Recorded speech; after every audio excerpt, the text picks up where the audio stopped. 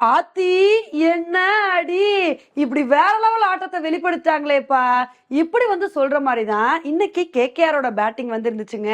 இன்னைக்கு கேகேஆருக்கும் பஞ்சாப்க்கும் நடக்கிற மேட்ச்ல பஞ்சாப் தான் டாஸ் வின் பண்ணி பவுலிங் சூஸ் பண்ணாங்க. ஆனா அவங்களே ஒரு கட்டத்துல நொந்து போயிருப்பாங்க.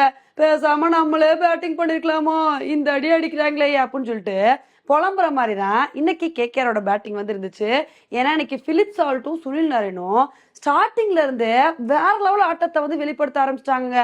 சும்மா 6-4 சொல்லிட்டு பயங்கர அதிரடியா விளையாண்டு ரெண்டு பேருமே ஹாஃப் செஞ்சுரி அடிச்சு பட்டைய கிளப்பிட்டாங்க.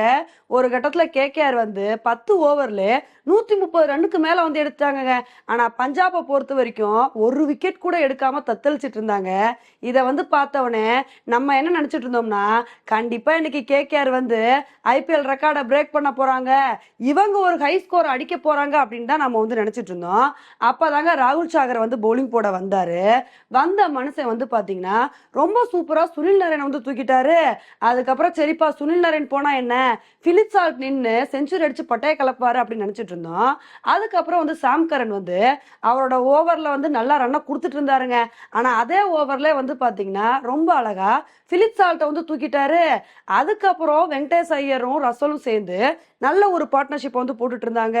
ரசல் வந்து பயங்கர அதிரடியா விளையாண்டுட்டு இருந்தாரு. சரி கண்டிப்பா இன்னைக்கு ஒரு மிகப்பெரிய டார்கெட்டை கேகேஆர் கொடுக்க போறாங்க அப்படின்னு தான் நினைச்சிட்டு இருந்தோம். அப்ப வந்து பாத்தீங்கன்னா அஸ்தீப் சிங்கோட பால்ல ரசல் வந்து அவுட் ஆயிட்டாருங்க. அதுக்கப்புறம் ஸ்ரேயஸ் ஐயர் வந்து நானும் அதிரடியா விளையாடுவேன்ப்பா, கேப்டன் நான் சும்மா இருப்பேனா அப்படின்னு சொல்லிட்டு அவரும் ஒரு சூப்பரான ஆட்டத்தை வந்து வெளிப்படுத்தினாரு. அவரும் ஒரு கட்டத்துல அஸ்தீப் சிங்கோட பால்ல வந்து அவுட் ஆயிட்டாருங்க.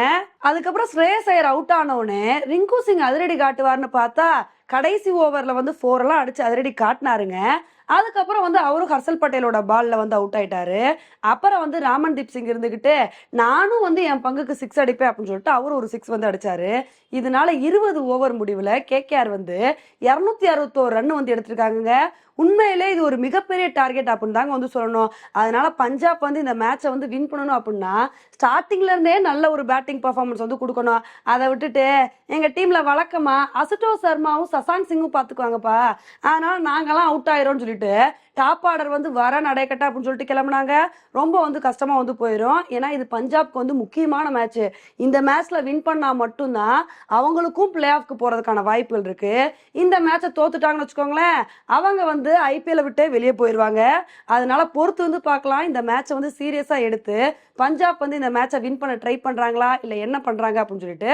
ஓகே ஃப்ரெண்ட்ஸ், கேகேஆரோட அதிரடியான பேட்டிங்கை பத்தி நீங்க என்ன நினைக்கிறீங்க அப்படின்றத என்னோட கமெண்ட் செக்ஷன்ல வந்து போடுங்க.